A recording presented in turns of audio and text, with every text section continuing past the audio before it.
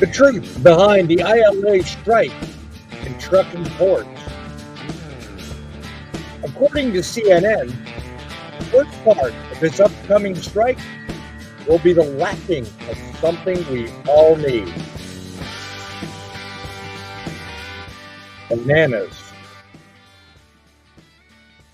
And they say, and I quote, the best example of that is Americans' most popular fruit.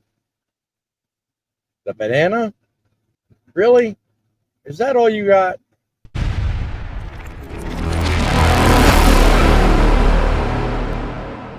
Email us at thatstruckinnews@outlook.com. We are broadcasting from inside the Truckin City mobile studios, currently located in Central Florida. Heidi-ho, truck lovers, truth seekers.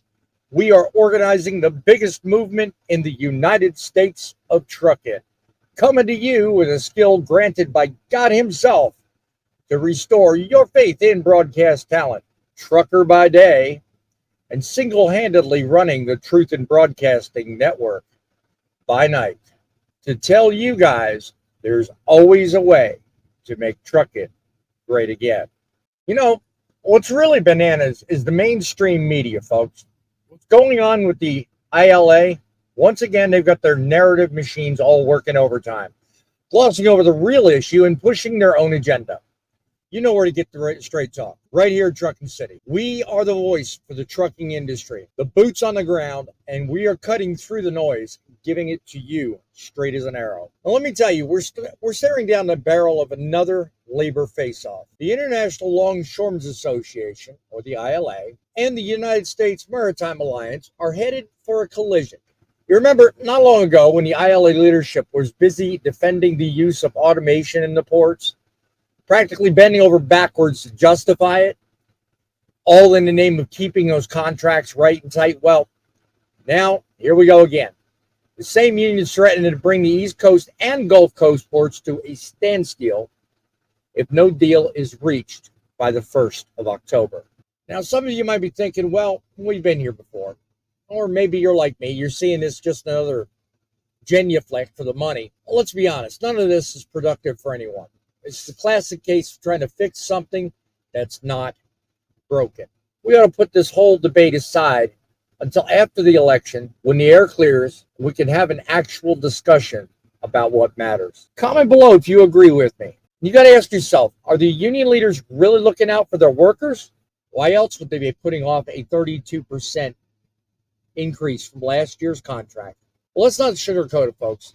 If this strike does happen, the ripple effect would be felt far beyond the docks. It's going to hit our industry. Think about it. Every container, every pallet, every load that's supposed to be moving across this country comes through these ports. If they shut down, you better believe it's going to send shockwaves right into the cabs of every trucker out there. You're stuck waiting for the next load that may or may not come. Watching as your livelihood gets caught up in the politics of unions and automation. Well, it definitely doesn't help us much, and it definitely creates uncertainty and frustration. Reports suggest it's over a wage issue from the last negotiation that left off the table up to 32% of concessions won last year by the International Longshore and Warehouse Union. Comment below if you're in the camp seeing this as necessary, or are you with the majority of people that think it's just greed? You shut down the ports and the trucks stop moving. And when the trucks stop moving, folks, America stops. Is that how you win the day?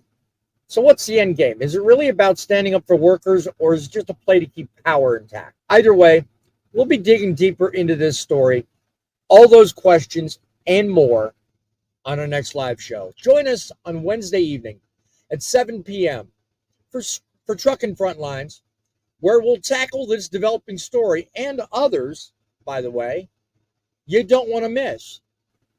Professional panel of truckers just like you that have geared up opinions about what's going on at these ports. And we'll be covering these motives, the consequences, and what it means for the future of trucking in America. Once again, Wednesday at 7 o'clock, be there for an exciting news hour you don't want to miss.